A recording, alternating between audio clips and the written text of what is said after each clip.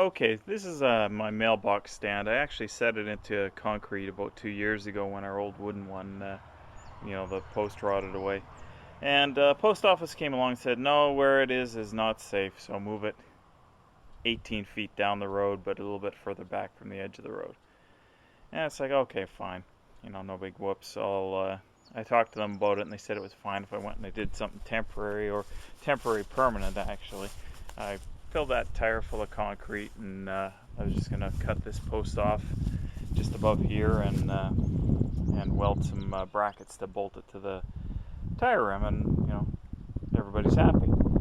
Well, I said, okay, well, before I do that, obviously when I pulled out the post, there's a massive void of dirt there, and I said, okay, well, I'll go with a tractor, and I will go and get a bucket load of dirt to fill this back in.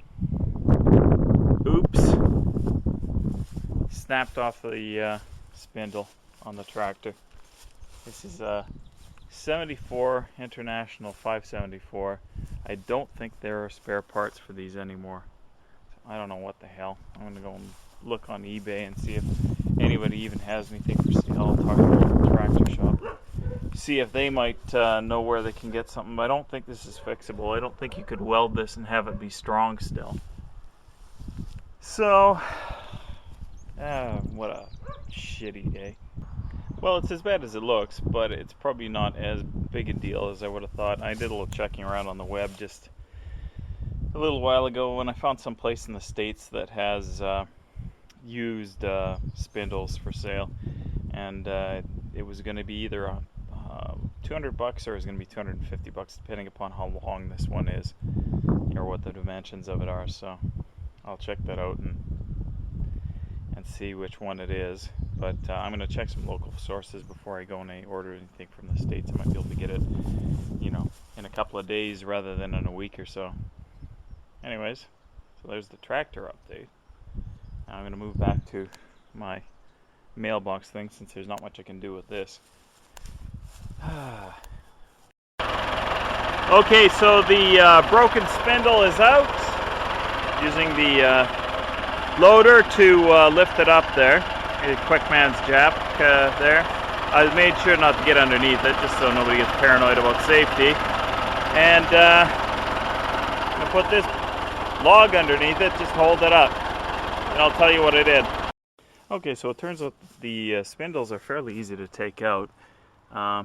You just basically undo that bolt holding the upper control arm or upper steering arm. I don't know what you want to call that there.